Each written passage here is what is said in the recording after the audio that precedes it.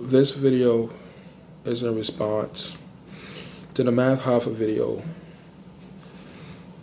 about should parents be responsible for their children as it pertains to school shootings.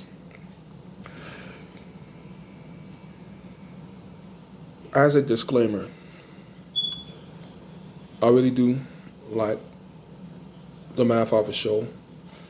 I watch it from an entertainment perspective. I enjoy the guests. I like hearing the different perspectives.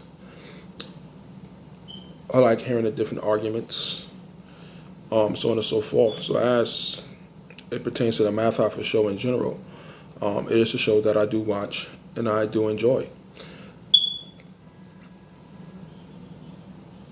But one of the things that I find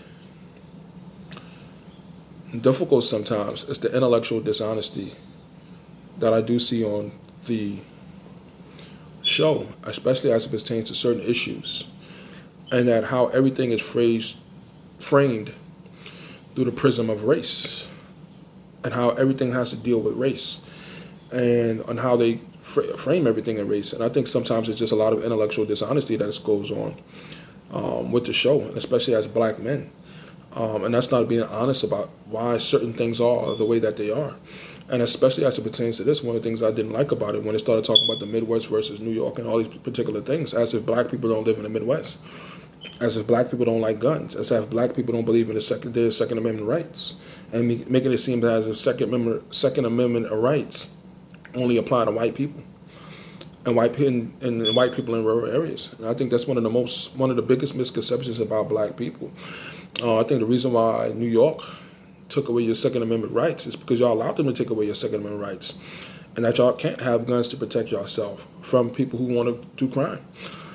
And I think that's something that y'all gave up, and y'all don't vote people in office that can change the laws in order that y'all may have Second Amendment rights. But because y'all gave them up, because y'all would rather vote Democrat and then vote Republican or conservative or libertarian, therefore the Democrats control you all. When you look at a lot of these different places where the gun crime are the highest, like New York, like Chicago, that's where you see some of the highest rates of crime as far as it pertains to gun violence and homicide. But these are some of the things that are sometimes not mentioned on the show. And so when they talk about certain things like the Republican Party and all these particular things, and and voting for gun laws, these places where these shootings are taking place, a lot of these places have high gun laws. A lot of these places, and as one person noted, that a lot of these things take place, and no gun or free gun zones, and that's where these people target. In many places like schools, like Buffalo, New York, as they mentioned, there's no people are not allowed to carry there, and that's one of the reasons why the shooter picked that place, and that's why shooters pick schools, because they're the most vulnerable places, one of the most vulnerable places where you can go shoot and not get shot back. And so those are some of the things we got to figure out how to protect. But when they start talking about the AR-15 and things like that, rifles are low on the totem pole as it pertains to people getting shot, but people don't look at statistics. Most people who get killed by guns are killed by handguns, astronomically more than anything else, any other type of fire weapon. Rifles only make up 4% of people's shootings. When people get shot and killed, most of people get shot and killed by handguns. That's another statistic. You can go look it up on the FBI, and there's other agencies that have collected data on weapons and types of weapons that are used to kill people, and rifles are at the bottom. I think they make up 4% of homicides. And so that's something to be noted. But also, when you start talking about racial issues and the black community and things of that nature, I think one of the things that we never talk about is personal responsibility. I'm a black man. I grew up in America. And I'm so tired of hearing black men talk about our decisions always have to be contingent upon what a white man says. How I make decisions as a black man, as an individual black man, is not contingent upon what a white man thinks about me. But we keep making this argument about as a collective. about the reason why the laws in Midwest is because they're white, and the reason why no, the laws are the way they are in New York because y'all allowed giving up your rights to have your Second Amendment rights. And also, I would challenge you and ask you this question: what is the white Chicago? As Brandon Tatum states, he says, "Please give me the white Chicago." And if you want to use poverty as an argument, according to census data, last time I checked it, about 9 million people in the African American community are considered living below the poverty line, whereas 22 million white people are living below the poverty line. So that means there are still a lot of people living right above the poverty line in both, as far as it pertains to both demographics. But if there are more poor white people, and we always connect poverty to crime, then how come there's less murders within a larger demographic of the people that are poor? And there's more murders in the smaller population. Because we always say, because there are more, there should be more. When we talk about police shooting white people, right? And if someone says that there are more white people that get shot by the cops than there are black people that get shot by the cops, we always say, well, because there are more white people, of course. Then if there are more white people living below the poverty line and just more white people in general in America, then how come white people are not killing each other more than when we kill each other and we want to use poverty? There's more white people living in poverty than black people living in poverty. But we never make that argument. You got to make that make sense, black men. We always making excuses for why our black communities are the way they are. The reason why they are the way they are because black fathers are not doing what we need to do as black men.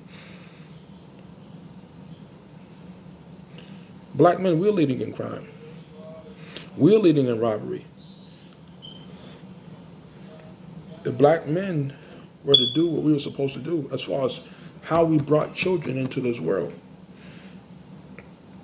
and what we teach our children once we bring them into the world, we can't keep using white people and white society as an excuse for why things are the way they are. We can't. I think there's a lot of intellectual dishonesty going on. When I hear them always talking about because they're white and when we do, no, bro. We out here acting foul, bro. We got a culture that's predominantly, we got a culture and music culture that's all about murder. And then we want to use the excuse, we just talking about our lives.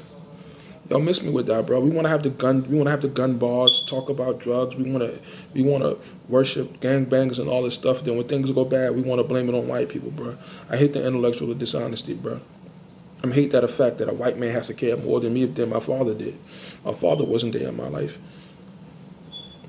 I'm supposed to care about what some white man who doesn't like me thinks about me, and that's supposed to change how I conduct my life as far as me being a moral person, about me making decisions to better my life. That's contingent upon what white people think when there's so many black people out here killing the game. Why are they killing the game? We create our culture, not white people. White people can't make us go ahead and murder each other, sell drugs. I'm tired of poverty always being an excuse. I grew up poor, and I didn't want to be a murderer.